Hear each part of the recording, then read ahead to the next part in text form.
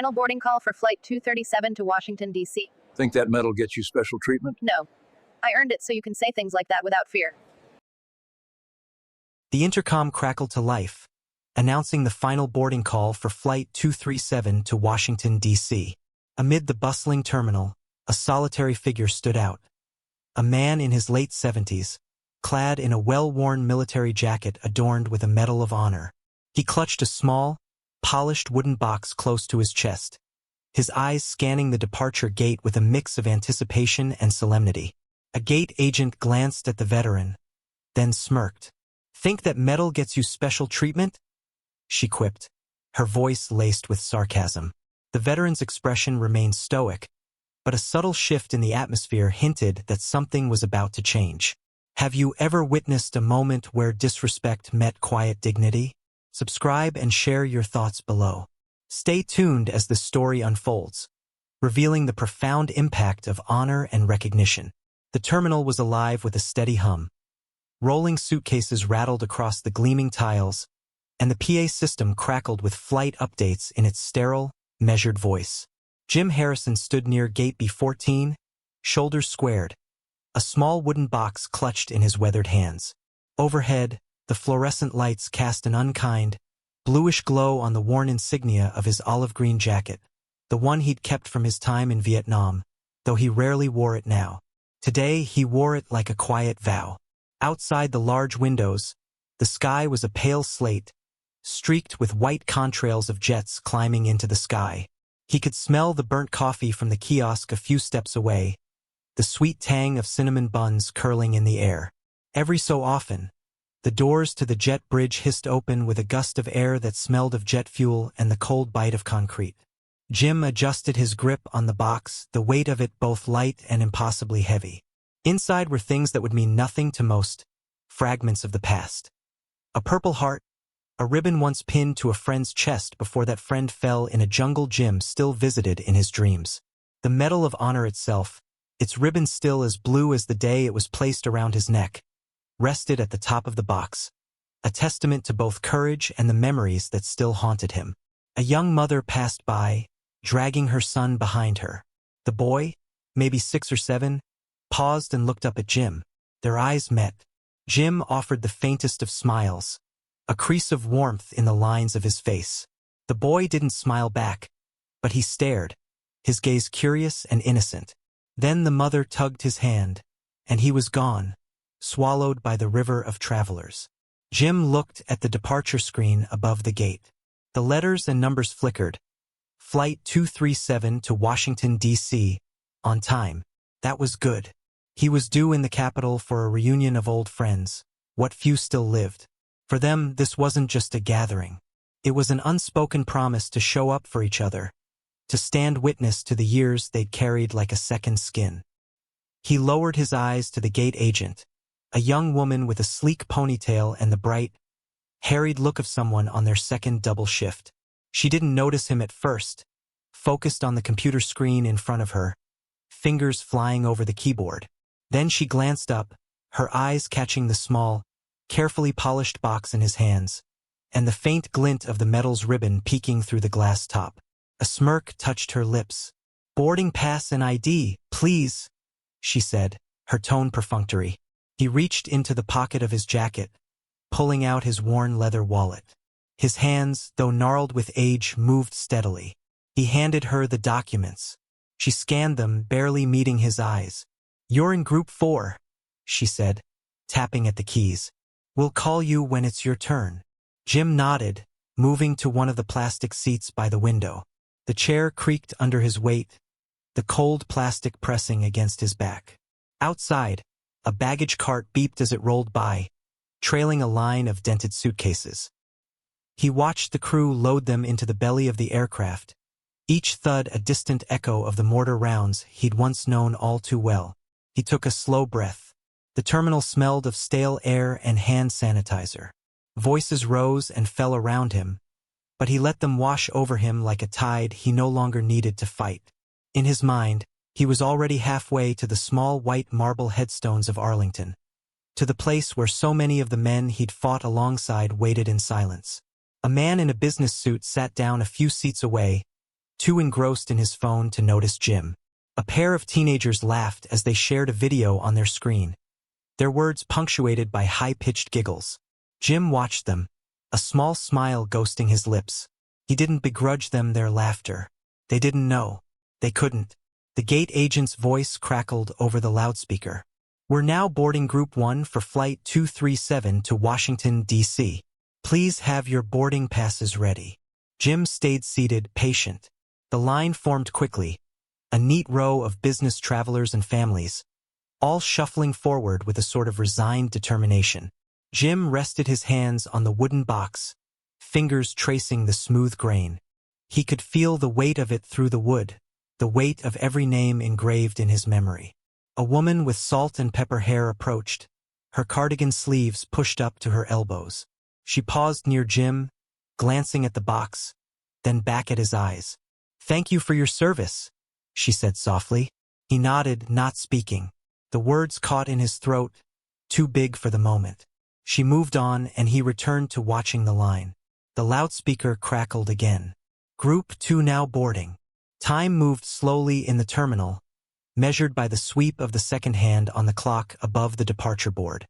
Jim closed his eyes for a moment, the din of the terminal fading into a soft blur. In the quiet of his own mind, he could almost hear the jungle, the whir of insects, the distant thunder of helicopters.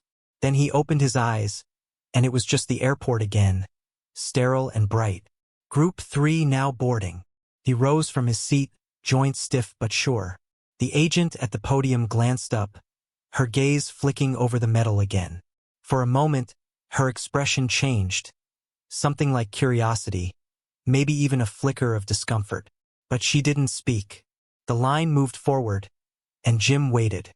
Finally, the announcement, "Group 4 now boarding." He stepped forward, joining the line. The agent scanned his boarding pass without a word, then looked at him again, her smirk returning. "Think that metal gets you special treatment?" she said, her voice low enough that only he could hear. Jim held her gaze. "No, ma'am," he said simply. "I'm just here to catch a flight." She blinked, her smirk faltering. But she didn't reply, just handed back his pass and turned to the next passenger. Jim walked down the jet bridge, the hum of the aircraft growing louder as he drew closer.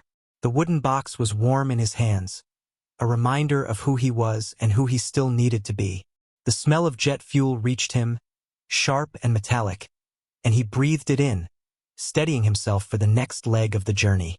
Behind him, the terminal continued its endless rhythm. Ahead, the plane waited, its engines sighing in the summer heat. And Jim Harrison, Medal of Honor recipient, carried the quiet weight of memory forward, into the sky, and into whatever waited for him beyond. The narrow confines of the jet bridge swallowed Jim's steady footfalls, each step measured and calm.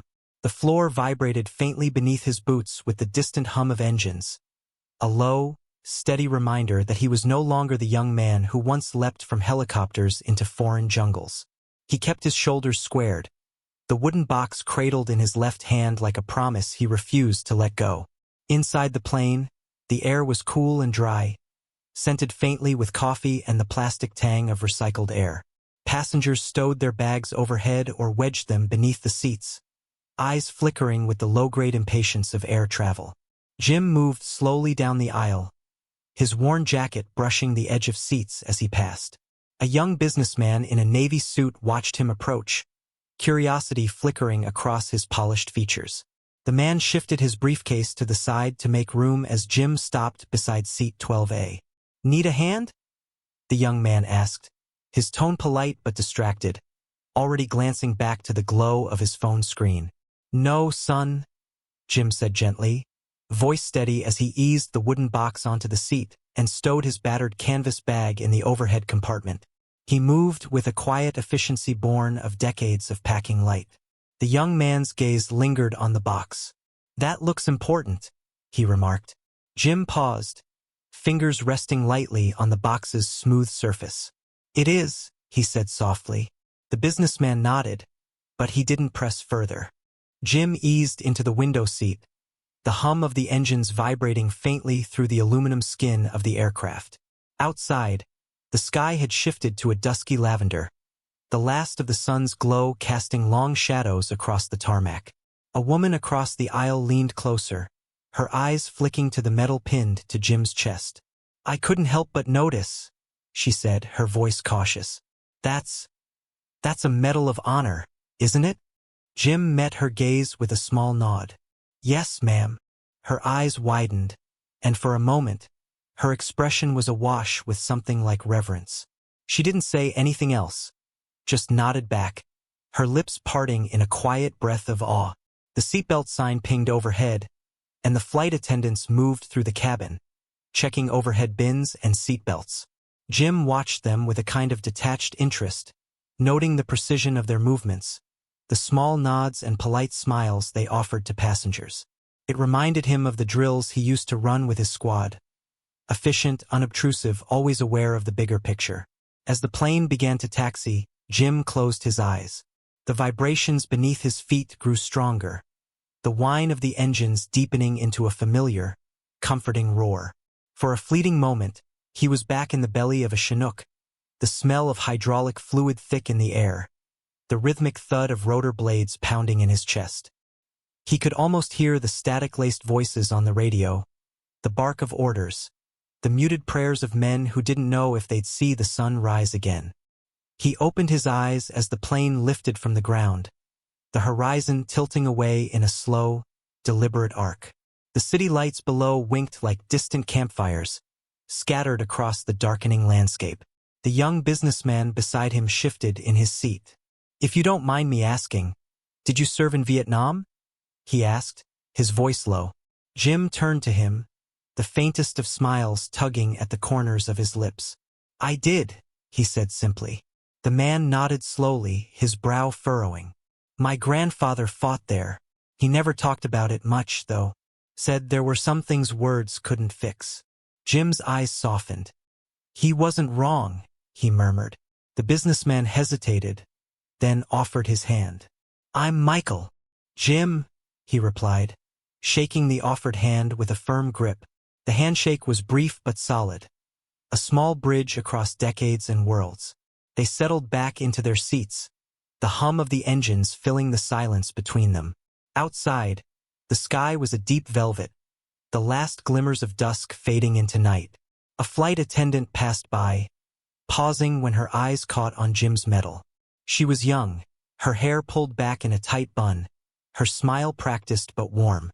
"Thank you for your service," she said quietly, almost reverently. Jim inclined his head. "Thank you," he said, his voice carrying a quiet gravity that made her smile falter for a moment. She moved on, her eyes lingering a second longer before she continued down the aisle. The businessman watched the exchange, then glanced at Jim. "That medal," he said softly. "It's not something you see every day." Jim rested a hand on the box in his lap.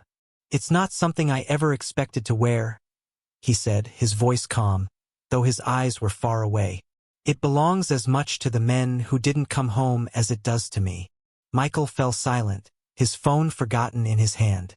Around them, the cabin had settled into the muted quiet of a late flight. The seatbelt sign dimmed, and a few passengers began to doze, their heads lolling against the windows. Jim looked out at the darkness, the scattered lights of towns and highways threading the landscape below. He thought of the men he'd known, of the ones who hadn't come back, whose names were etched into granite walls he still visited when he could. The weight of memory settled on his shoulders like an old, familiar cloak. As the plane banked gently, the flight attendant reappeared, a tray balanced in her hands. She paused beside Jim, her eyes flicking again to the medal. "Can I get you something to drink, sir?" she asked, her voice soft. "Coffee, please," Jim said. She poured the steaming liquid into a paper cup, the scent sharp and earthy. Jim accepted it with a nod of thanks. The heat seeped into his palms, grounding him in the here and now. The gate agent's mocking words drifted back to him, sharp and small against the quiet dignity of the moment. He let them go, as he had let go of so many small slights over the years. There were things that mattered and things that didn't. A medal didn't make him special. It didn't erase the nights he still woke in a cold sweat, the phantom scent of jungle rot in his nose. It didn't bring back the men he'd watched fall. But it was a reminder, a promise he'd made to himself and to the dead, that he would live with honor, even in the small, quiet moments when no one was watching. Outside the window, the darkness stretched on, unbroken. Jim sipped his coffee and watched the world slip by at 30,000 feet, the weight of memory held close in the simple wooden box resting on his lap. The rhythmic hum of the engines became a lullaby for some, but Jim stayed awake, his eyes steady on the black expanse beyond the window. There was a comfort in the endless night sky, no questions, no judgments, only the soft glow of distant towns below and the red blinking light at the wingtips slicing through the dark. The young businessman, Michael, had put away his phone, the device dark and silent on the tray table. He sat with his hands folded in his lap, stealing glances at the wooden box resting on Jim's legs. A respectful silence lay between them, unbroken by the chatter of the other passengers. Near the front of the cabin, a group of college students laughed too loudly over a shared playlist, earbuds dangling like small white flags of their detachment from the world outside. A couple in their 50s leaned close together, the woman's head resting on the man's shoulder. A flight attendant moved down the aisle, offering water and quiet smiles to the dozing passengers. Michael shifted in his seat, turning toward Jim. "I hope you don't mind me asking," he said, his voice soft, careful. "What's in the box?" Jim's fingers traced the edge of the box, the polished wood smooth beneath his touch. "Memories," he said simply. Michael waited, but Jim didn't elaborate. Some stories weren't meant to be shared in crowded cabins at 30,000 feet. Instead, Jim let the quiet fill the space between them, the soft thrum of the engines carrying the weight of all that went unsaid. A few rows ahead, a young woman in a flight attendant's uniform paused, her eyes catching on Jim's medal as she checked seat belts. Her name tag read, Amanda. She hesitated for a heartbeat, then spoke, her voice low. "Sir, Jim Harrison." Jim looked up, surprised to hear his name. "Yes," he said, his brow furrowing slightly. Amanda's smile wavered, her eyes bright. "My father, he was in Vietnam. He mentioned your name once or twice. Said you saved his life." Her voice trembled slightly at the end, a confession wrapped in a memory. Jim's face softened, the lines around his eyes deepening. "What was his name?" he asked. "Tommy Garcia," she said. "He passed away a few years back, but he always spoke of you with such respect." For a moment, the cabin around them fell away. Jim's mind flickered back to the muddy banks of a river in a country that never truly let him go. He remembered Tommy Garcia, young, scared, but brave when it counted.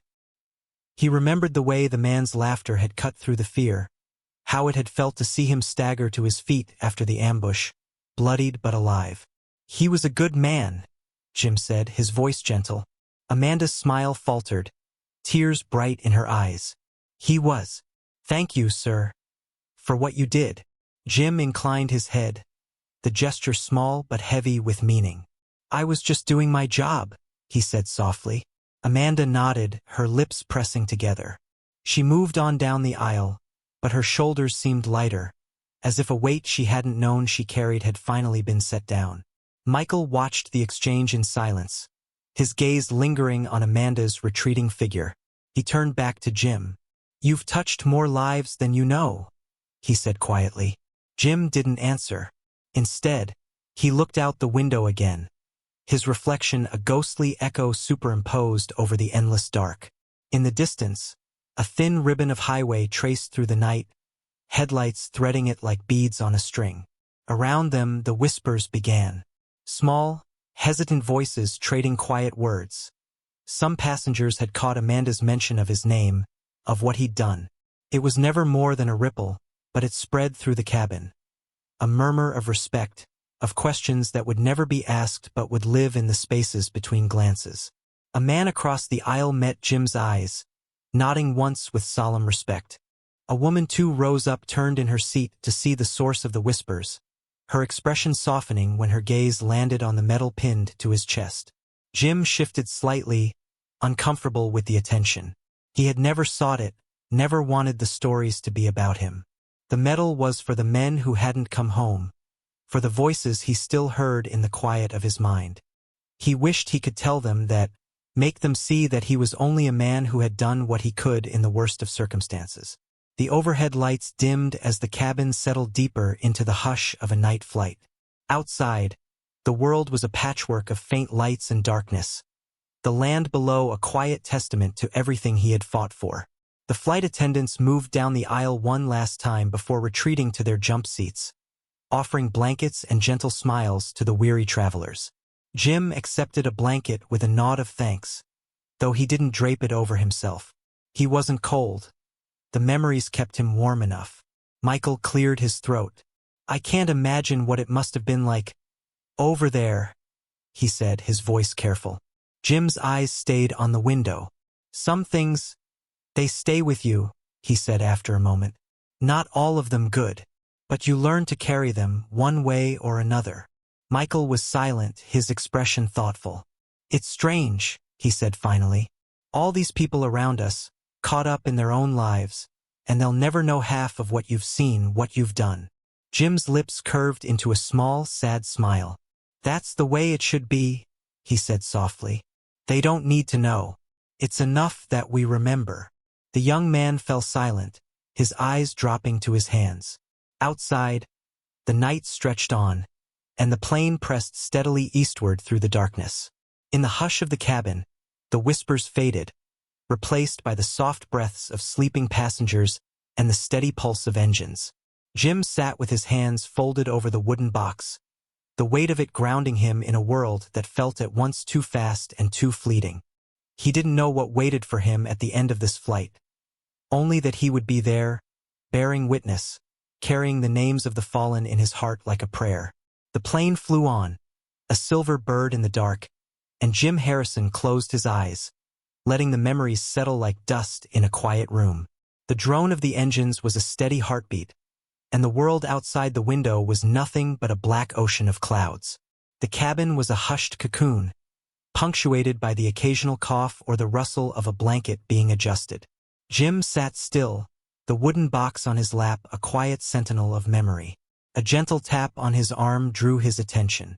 It was the flight attendant, Amanda, her name tag catching the glow of the overhead reading light. She crouched slightly, her eyes warm and searching.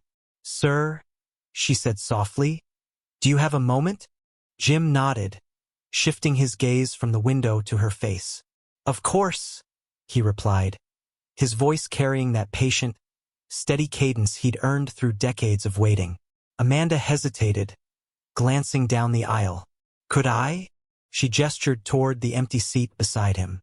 "Please," Jim said, moving the box to his other knee to make space.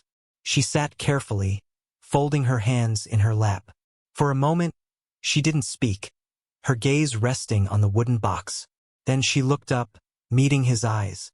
"I didn't want to say more while I was working," she said. "But my father, he always spoke of you. Said you saved him when no one else could."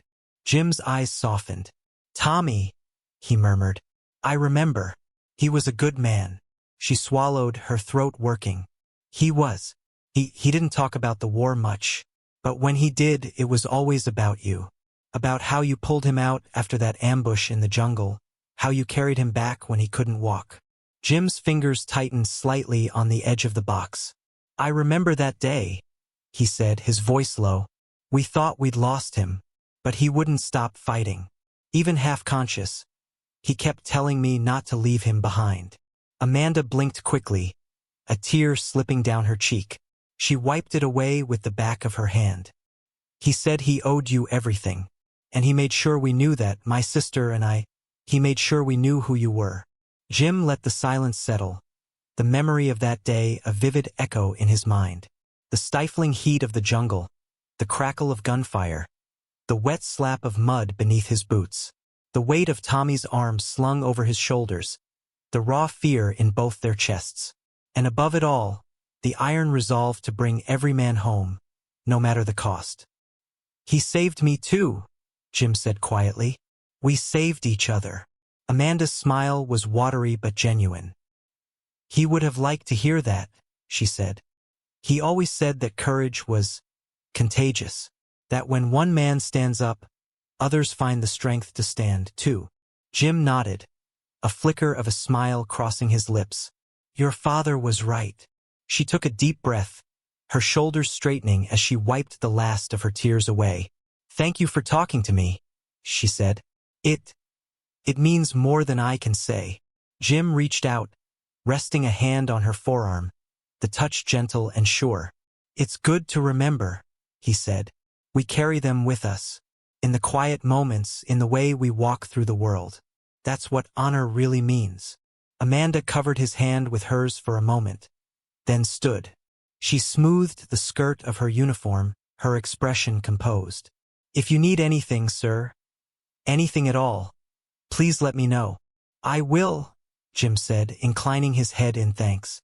She moved down the aisle, pausing to check on another passenger. But Jim could see the weight that had lifted from her shoulders. He watched her a moment longer, then turned back to the window. Michael, seated beside him, spoke softly. That was something to witness, he said. It's not every day you see someone's past reach out like that. Jim nodded slowly. We're all connected, in ways we don't always see, he said. The past has a way of showing up, even when we think we've left it behind. The young man fell silent, and for a time so did Jim. The world outside was a darkness unbroken, the clouds a soft, endless expanse. He let his thoughts drift, the memories of Tommy Garcia and all the others rising like distant voices in the hush of the night. He thought of the men he'd fought beside, their laughter around campfires, the way they had sung songs under a sky thick with stars, trying to remind themselves that the world was bigger than the battles they fought. He thought of the silence that came after the firefights, the way the jungle would hold its breath, as if it too was listening for the heartbeat of the living. In the quiet of the cabin, those memories were as real as the hum of the engines. They lived in the lines of his hands, in the careful way he carried the box on his lap. He didn't wear the medal for himself. He wore it for them, for Tommy, for every man who hadn't made it home, for the promise that their names would not be forgotten. Michael cleared his throat, breaking the silence. If you ever wanted to talk more about it, I'd be honored to listen, he said, his tone hesitant but sincere. Jim's eyes met his, a glimmer of gratitude there. Thank you, he said, but some stories, they're best left in the quiet. They're not mine alone to tell. The young man nodded, understanding in his eyes. Outside, the stars wheeled slowly in the sky, patient and eternal. The plane flew on, a fragile vessel of memory and hope. Jim sat back in his seat, his hand resting lightly on the box. Around him, the cabin was a cradle of breathing and soft sighs, a temporary home above the world. And in that quiet, he carried the memory of Tommy Garcia like a lamp in the dark, a flickering light that refused to die. As the plane began its slow descent, the cabin lights brightened, stirring passengers from sleep. Seatbacks clicked upright, and the familiar shuffle of last-minute checks began. Jim sat still, his gaze steady on the small wooden box resting in his lap. He had kept it close the entire flight, fingers brushing its worn edges like a touchstone against the tide of memories. Michael shifted beside him, stretching his back with a small sigh. Almost there, he said, offering Jim a small, tentative smile. Jim nodded once, his lips pressing together. Almost, he murmured. The captain's voice crackled over the intercom, calm and professional. Ladies and gentlemen, we've begun our final approach into Washington, D.C. Local time is just past 11 p.m. Skies are clear and temperatures are in the mid-60s. Please make sure your seatbacks and tray tables are in their full upright positions. Jim's eyes never left the window as the lights of the city below began to sharpen into focus. Highways glowed like molten veins, headlights tracing slow arcs across the darkness.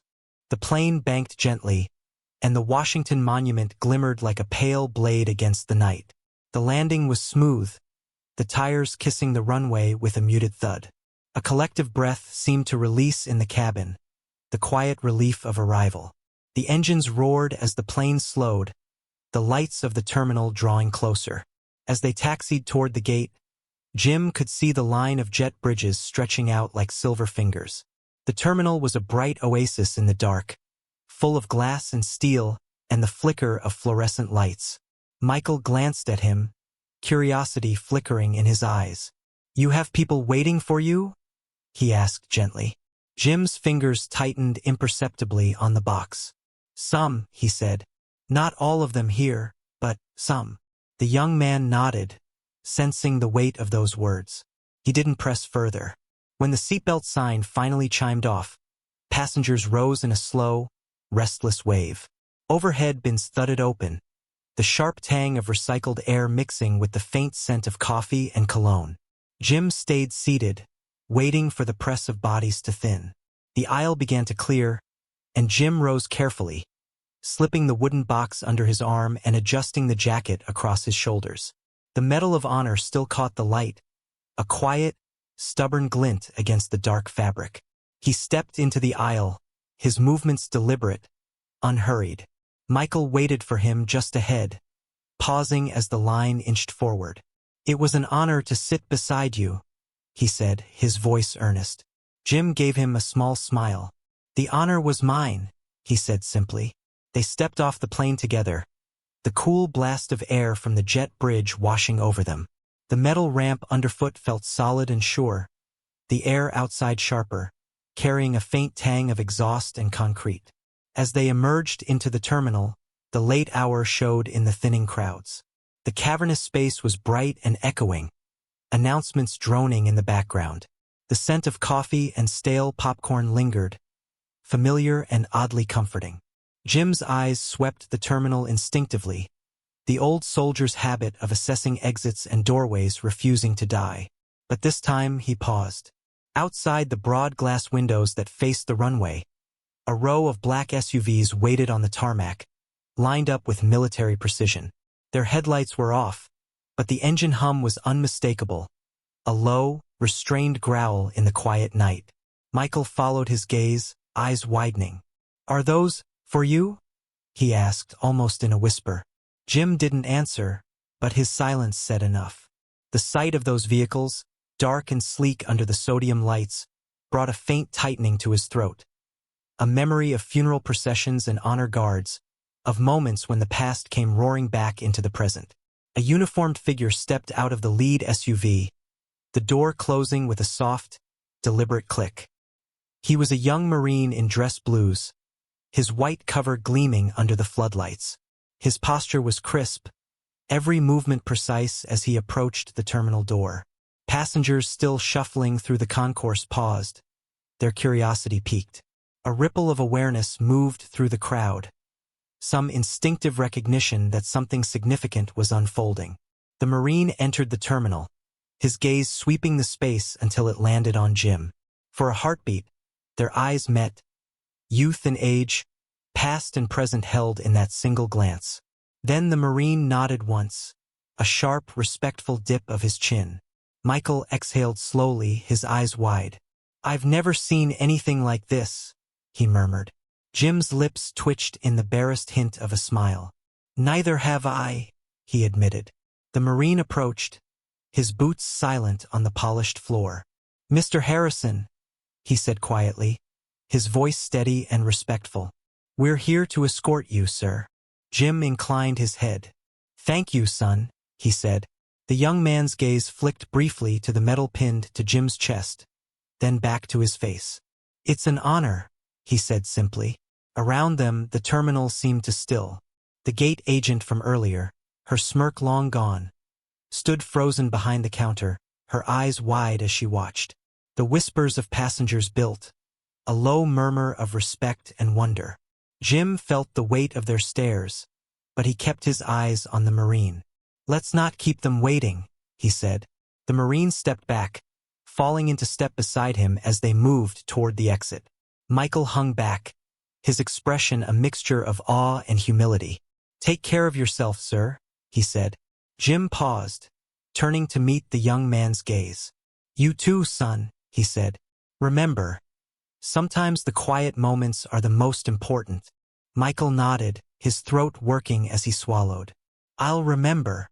With that, Jim stepped through the glass doors and into the night air.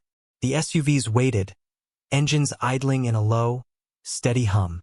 The other Marines outside stood at attention, their uniforms crisp in the glow of the overhead lights. As he approached the lead vehicle, one of them opened the door for him, his movements precise and reverent. Jim paused for a moment, taking in the sight of these young men and women, this generation that had come after him, carrying their own quiet burdens. He nodded once, then slid into the back seat, the wooden box still cradled in his lap. The door closed with a muted click, sealing him in the hush of the leather-scented interior. Outside, the Marines moved with silent precision, returning to their vehicles. The first SUV pulled away, the others falling into line behind it. A dark, purposeful procession that slipped smoothly out of the bright glow of the terminal and into the waiting night. Inside the terminal, the whispers would linger, a quiet testament to something that had happened beyond the noise and hurry of ordinary life. But for Jim Harrison, Medal of Honor recipient, the night was just beginning. The door of the black SUV closed behind Jim with a muted, final click, the sound crisp in the hush of the night. Inside, the cabin was dim, the dashboard softly illuminated by red and amber lights. Leather seats held the warmth of the vehicle's idling engine, and the faint scent of gun oil and clean wool from the Marine's uniform in the front seat mingled with the stale tang of asphalt that drifted in each time the door opened. Jim shifted in his seat, the wooden box resting firmly in his lap. Outside, the airport was aglow of sodium lights and flickering reflections in glass, bright, but somehow distant, as though that world had already slipped behind him. The Marine in the passenger seat turned slightly, his voice low and sure. "Sir, it's an honor to have you with us tonight. We've arranged a quiet exit from the airport." Jim inclined his head. "Thank you," he said, the words soft, his breath steady. The convoy moved forward, rolling past the terminal's endless windows, each reflecting a patchwork of fluorescent light and dark shadows. Inside, travelers paused mid-step, drawn to the line of black vehicles sliding past in purposeful silence. Some raised phones, but most simply watched, the weight of the moment pressing them into a hush they couldn't name.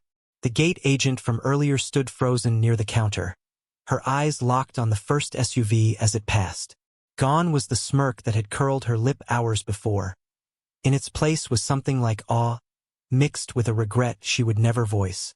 Her eyes flickered to the Medal of Honor gleaming faintly on Jim's chest, and though no words passed between them, the silence that stretched in that heartbeat was louder than any apology.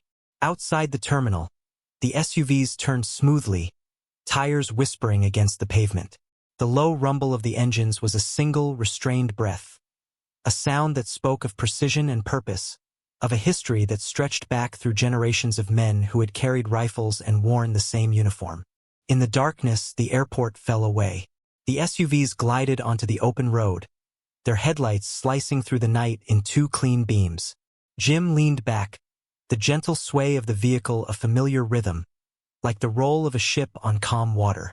The Marine in the passenger seat spoke again, his words carefully measured. "We're heading to Arlington, sir. There's a small ceremony tonight. Nothing official. Just a few of us who wanted to pay our respects." Jim nodded once. "I appreciate that," he said, his voice low. "More than I can say." The Marine glanced at him in the rearview mirror, his eyes solemn. "It's the least we can do, sir."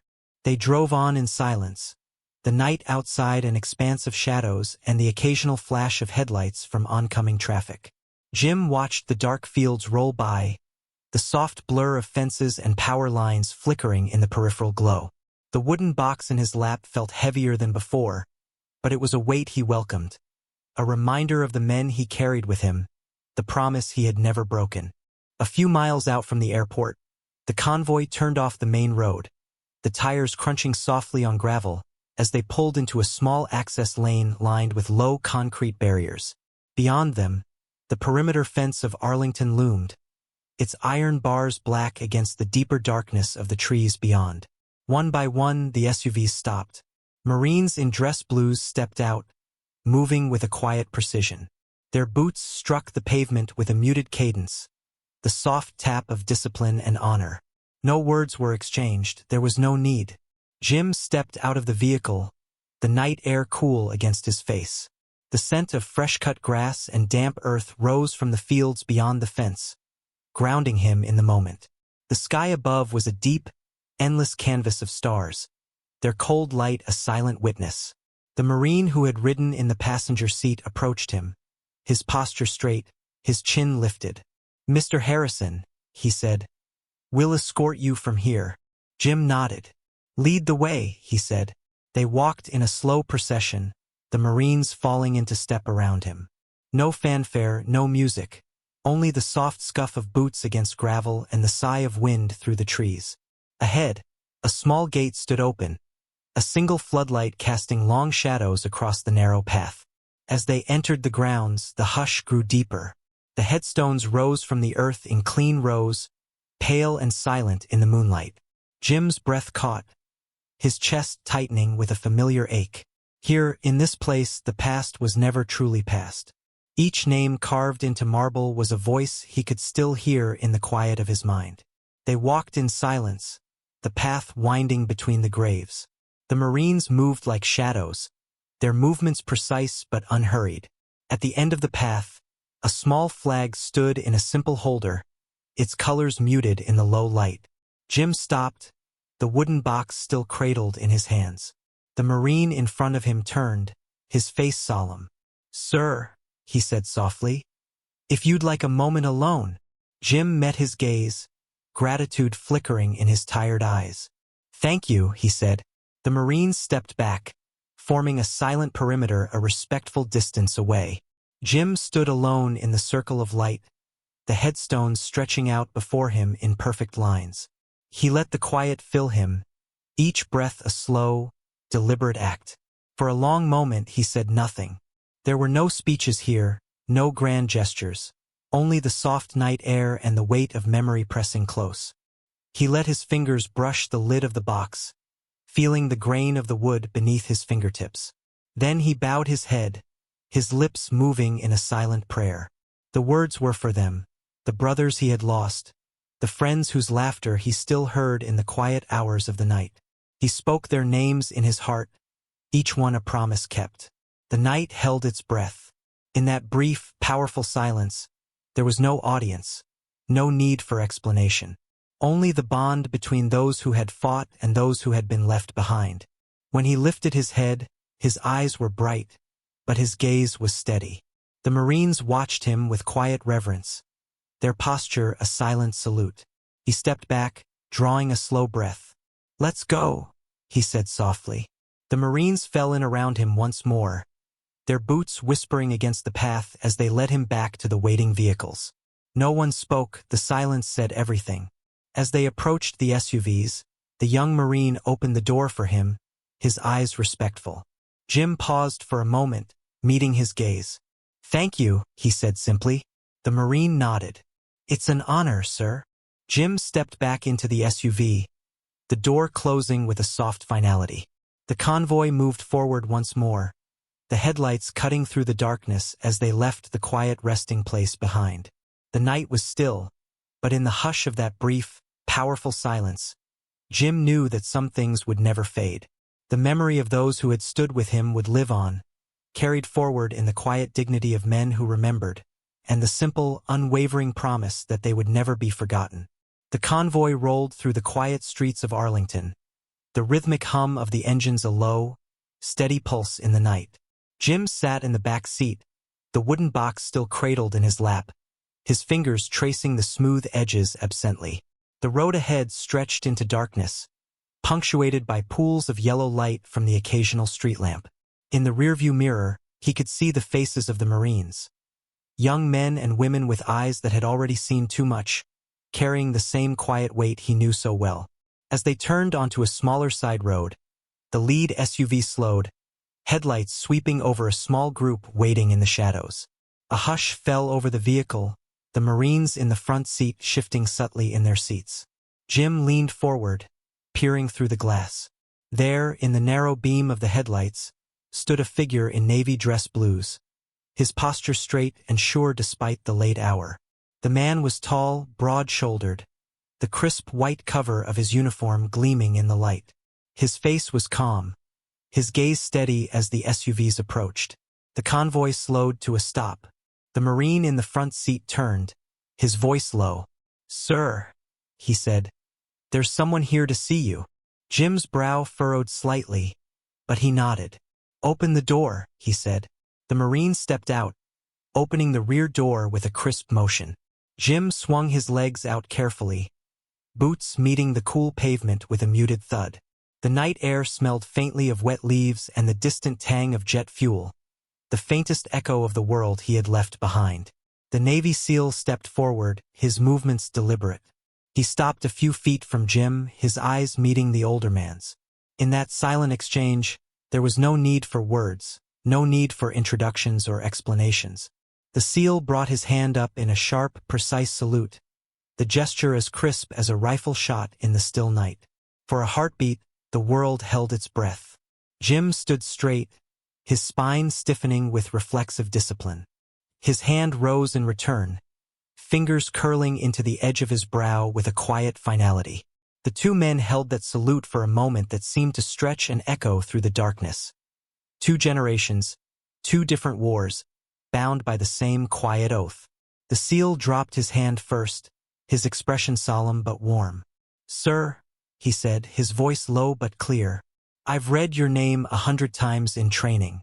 It's an honor to finally meet you." Jim's mouth twitched in the ghost of a smile. "You're too young to be so formal," he said softly.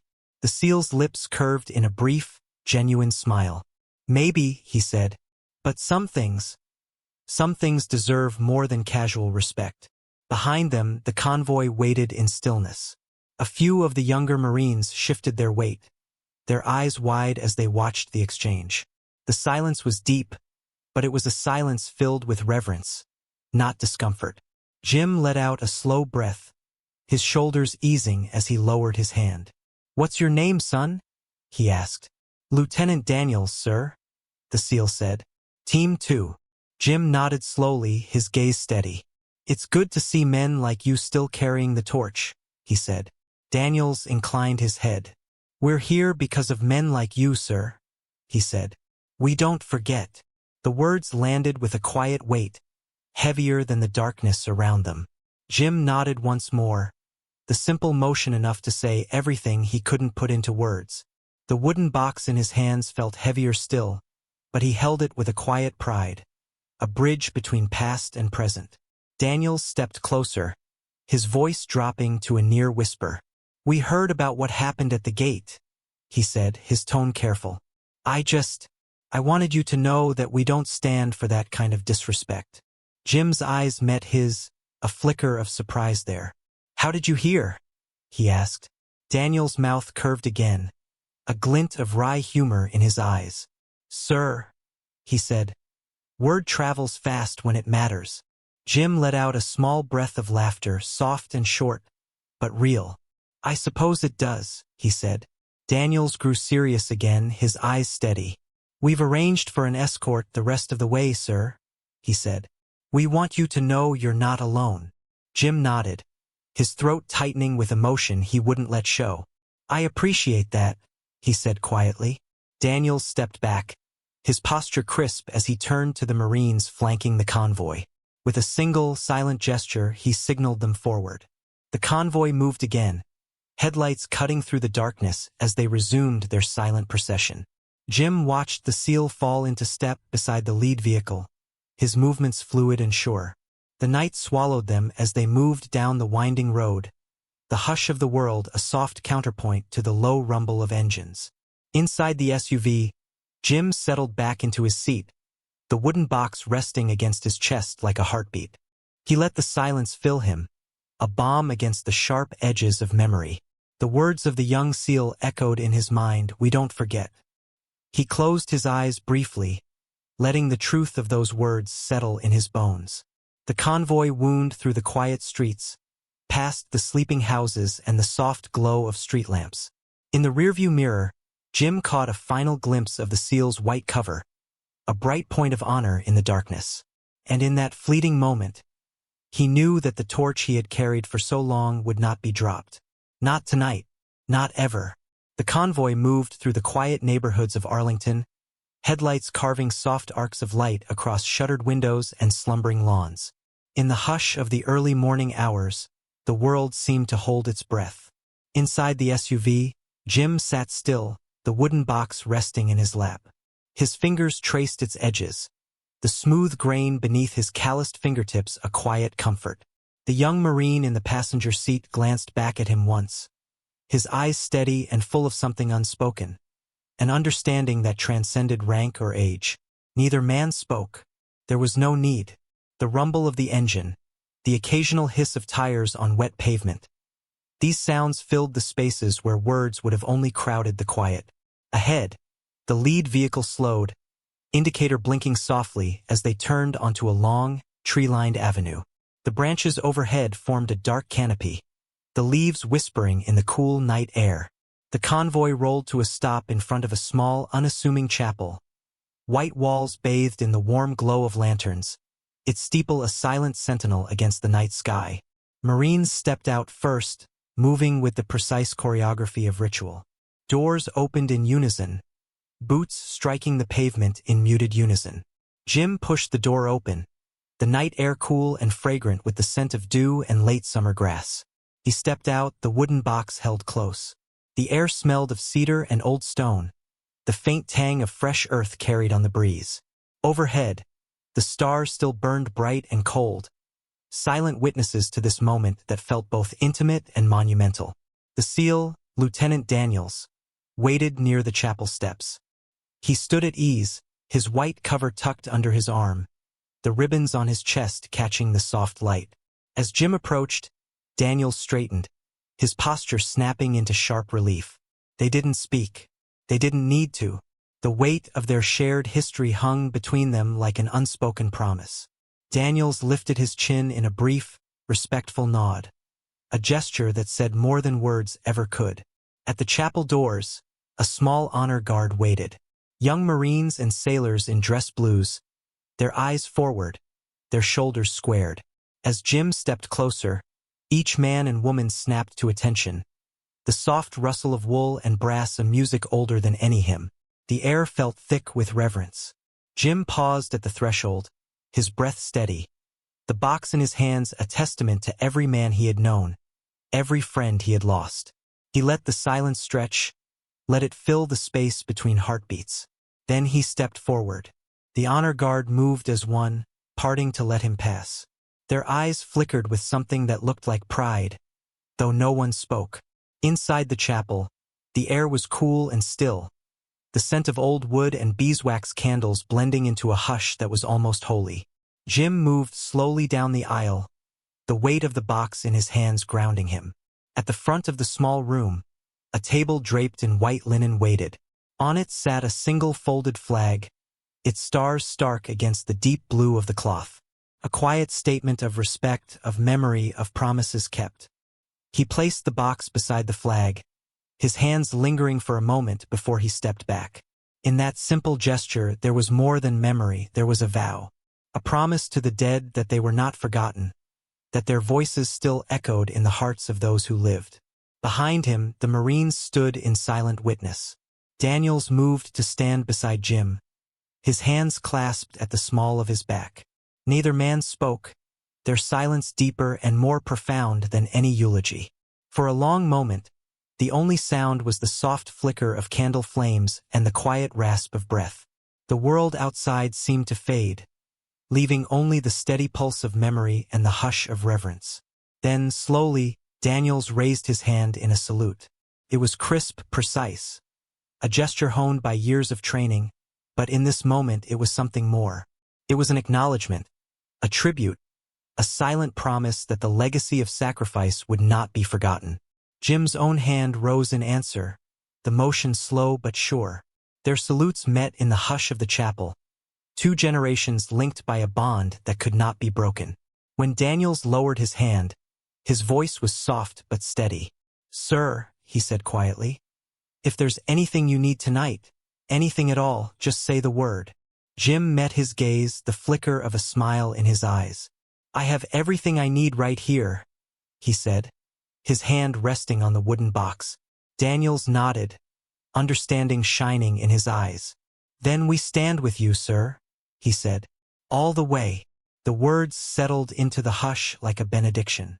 Jim nodded once, his breath slow and sure. "All the way," he echoed softly.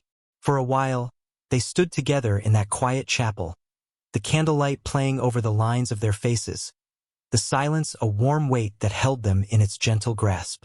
Around them, the night pressed close, but here, in this small room, there was nothing but the quiet strength of men who understood what it meant to carry the weight of memory. When they finally stepped outside, the air was cool and fresh, the dawn just beginning to paint the sky in the faintest wash of color. The world felt new, fragile, and full of promise. The honor guard stood in silent formation as Jim passed, their eyes forward, their bodies still. At the edge of the small clearing, the convoy waited, black SUVs gleaming like sentinels in the growing light. Jim paused, his gaze sweeping over the young faces turned toward him. In each of them, he saw a reflection of the men he had known, the ones he carried with him always. And in that reflection, he saw something more, a quiet, unbreakable promise that the torch would not be dropped. He drew a slow breath, the weight of the box grounding him in the present. "Let's go," he said quietly. Daniels stepped forward, his posture straight, his voice calm. "Yes, sir," he said. As they moved toward the waiting SUVs, the first rays of dawn touched the horizon, a pale promise of the day to come. And in that light, Jim Harrison walked forward, the memory of the fallen a quiet flame in his chest. Steady, unwavering, and eternal. The first rays of dawn stretched pale and uncertain across the horizon, brushing the tops of the trees with a glow that felt more like memory than light. The convoy rolled slowly back toward the city, the black SUVs moving in unbroken formation. Inside, Jim sat with the wooden box in his lap, his fingers tracing the carved grain like a prayer. The Marine in the front seat watched him in the rearview mirror, his expression open and quiet. There was a kind of reverence in the air, a hush that had settled over everyone since the chapel, deeper and more profound than words.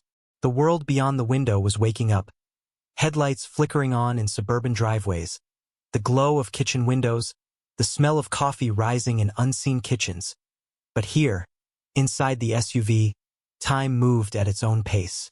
Jim closed his eyes for a moment, letting the memories settle in the hush of the cabin. He could hear the crackle of the radios in the jungle, the laughter of men around small fires, the fierce, silent promises they had made to each other. Promises he still carried, here in the hush of a new day. As they approached a narrow bridge over the Potomac, the convoy slowed. Outside, the river caught the light of dawn, turning it into ripples of gold and shadow. The city loomed ahead, monuments rising pale and solemn against the sky. Stone and marble, history and memory. Daniel's voice broke the silence, calm and steady. "Sir," he said, turning in his seat, "there's one more stop we'd like to make, if that's all right." Jim met his gaze, nodding once. "Of course," he said simply. The convoy turned off the main road, the tires crunching softly on gravel as they pulled into a small overlook above the river. The air smelled of water and early morning chill, the breeze carrying the faint scent of leaves and wet earth. The SUVs stopped in a neat line, doors opening in quiet unison. Daniel stepped out first, his white cover tucked under his arm, his posture straight as he turned to face Jim. "This spot," he said, his voice soft. "It's where we come to remember. It felt right to bring you here." Jim stepped out, the wooden box still close to his chest. The overlook was simple, no monument, no marker, just a low stone wall and the quiet rush of the river below. The city stretched out beyond, the monuments pale in the early light, their shapes softened by the thin morning mist. He walked to the edge of the overlook, the Marines forming a silent line behind him. No one spoke. The only sound was the soft sigh of the river and the rustle of the leaves in the trees overhead. Jim rested the box on the stone wall, his hands lingering on the smooth wood. In this quiet place, the weight of it felt different. Less burden, more blessing. He let the silence fill him, each breath measured and calm. Daniel stepped closer, his voice low. "We come here to remind ourselves why we serve," he said. "To remember the men who came before us, and the ones who didn't come home." Jim nodded, his gaze fixed on the water below. "That's how it should be," he said softly. The Marines shifted slightly, their boots whispering against the gravel. They didn't need to be told to be silent. Some truths spoke louder in the quiet than any words could. A light breeze lifted the edges of Jim's jacket, the Medal of Honor catching the first true light of morning. For a long moment no one moved. The air felt heavy with meaning, each breath a promise made and kept. Jim let his eyes close, the river's voice a soft, steady pulse beneath the hush. He thought of the men he'd known, Tommy, and the others whose laughter still echoed in the quiet corners of his mind. He thought of the way they had stood shoulder to shoulder, the way they had carried each other through the darkness. And in that moment, he felt them there. Felt their presence in the hush of the dawn, in the silent strength of the young Marines standing watch behind him. The weight of memory was no longer something he carried alone. It was shared now, held in the quiet respect of those who had come after. When he opened his eyes, the river was a ribbon of light, the city beyond a pale silhouette against the sky. He drew a slow breath, the air cool and clean in his lungs. He turned to Daniels, his gaze steady. "Thank you," he said simply. Daniels inclined his head, his own breath slow. "It's us who should be thanking you, sir," he said, "for showing us what it means to stand for something bigger than ourselves." Jim's lips curved in the faintest of smiles. "We all stand for each other," he said. "That's the way it should be." Daniels nodded, a quiet strength in his eyes. Behind them, the young Marines stood straighter, the hush deepening into something that felt like reverence. For a while, they stood there together, the morning unfolding around them in soft gold and pale blue. The city beyond was waking, but here, in this quiet place, the world felt older, more patient, like the river that had watched generations come and go. When they finally turned back to the convoy, Jim paused, his hand resting on the box. He let his fingers brush the grain of the wood one last time, a silent vow spoken only in the space between heartbeats. The Marines moved back to their vehicles, each step measured and sure. Daniels opened the rear door for Jim, his movements careful and precise. "Ready, sir?" he asked. Jim nodded once. "Ready," he said. He climbed back into the SUV, the door closing with a muted click. The convoy moved forward again, the road stretching out ahead like a promise. In the hush of the early morning, there was no need for words. The silence said everything. As they crossed back over the river, the first true warmth of the sun touched the hood of the lead SUV, the black paint shimmering like an old medal held up to the light. And in that quiet, shared silence, Jim Harrison carried the memory of the fallen and the quiet strength of those who stood with him. Past, present, and always. The convoy moved steadily through the quiet streets, the dawn growing brighter with each mile. Inside the SUV, Jim sat with the wooden box still cradled in his lap. He could feel the warmth of the rising sun pressing against the glass, the light soft and insistent, like a gentle hand on his shoulder. The young Marine in the front seat glanced back at him occasionally, his eyes calm and full of that steady respect that needed no words.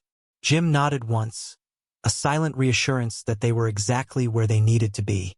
As they drew closer to the city center, the monuments rose around them, marble and stone, silent and eternal. The Washington Monument glowed pale against the brightening sky, the Capitol dome catching the first rays of light. It was a city built on memory, on the stories of those who had come before and the promises of those still to come. The convoy slowed, turning into a small side road that led to a modest veterans' hall. There, a small group waited, men and women of all ages, some in uniform, others in worn jackets that spoke of decades of quiet service. They stood in a loose formation, eyes forward, a simple, quiet honor guard for a man who had carried the weight of history in his hands. The SUVs stopped. Doors opened. Jim stepped out, the wooden box held close, his posture straight despite the stiffness in his knees. The hush of the morning wrapped around them, the only sound the low rumble of the city beginning to wake. He walked slowly, each step measured and sure. The men and women waiting watched him with quiet eyes, some nodding in greeting, others simply standing still, their respect spoken in the silence between them. At the steps of the hall, an old friend stood waiting, a man in his 80s, his hair white and his back bent but his eyes sharp and kind. Jim paused in front of him, and for a moment, neither spoke. They had said all they needed to say in years past, in the long silences between battles, in the small kindnesses shared when the world had gone cold. The old friend smiled, his eyes bright.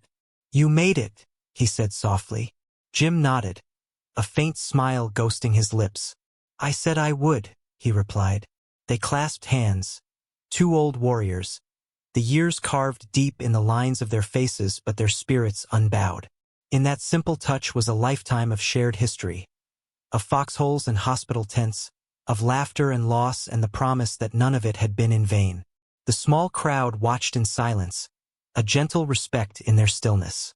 Jim looked at each of them in turn, seeing in their faces the reflection of all those who had come before, men and women who had stood their ground, who had carried the weight of the world and come home to tell the tale.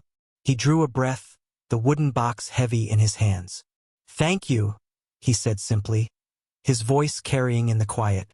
One by one, the men and women nodded, their eyes soft. No speeches, no fanfare, just the quiet acknowledgement of a promise kept. Jim turned back to his friend. "Let's go in," he said. They stepped into the hall together, the scent of old wood and coffee mingling in the air. Inside, the walls were lined with photographs, black and white and color, frozen moments of history that still breathed in the hush of the room. Jim paused in front of one, a faded image of a young man in jungle fatigues, his grin wide and unguarded. He lifted a hand, fingers brushing the edge of the frame. "Tommy," he murmured, "I brought you home." His friend stood beside him, his hand resting lightly on Jim's shoulder. "We all did," he said quietly. They moved through the hall, the soft murmur of voices behind them. The wooden box in Jim's hands felt lighter now, the weight of it shared in every quiet nod, every hand that reached out in silent support. When they reached the small altar at the far end of the room, Jim set the box down carefully, his hands lingering on the worn edges. The room was silent, the air heavy with memory. He bowed his head, his breath steady. In that hush, the past and present came together, no longer a burden, but a testament. A promise kept in every step, every quiet act of remembrance. Outside, the sun had fully risen, its light washing the city in soft gold. Jim stood for a long moment, his eyes closed, the warmth of the sun on his face.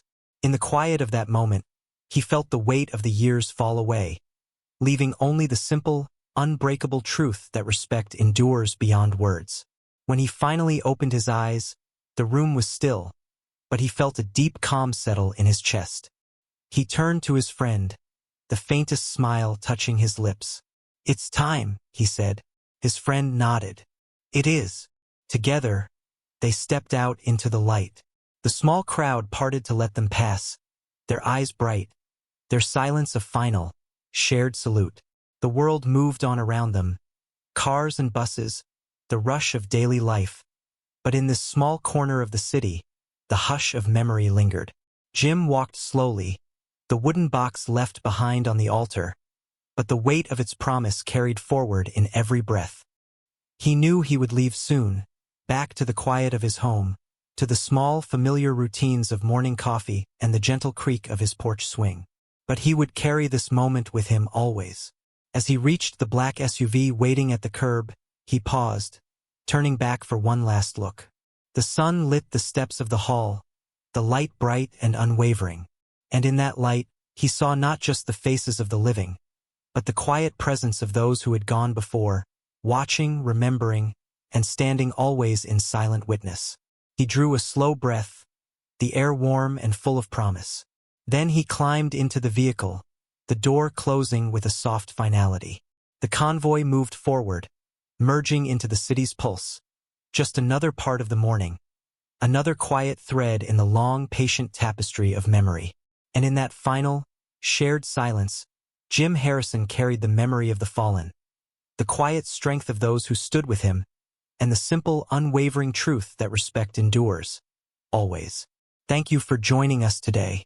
If you found this story moving and believe in the quiet power of respect, please like this video, subscribe to Endless Stories, and share your thoughts in the comments below. We'll be back soon with more human stories that remind us how dignity endures. Thank you.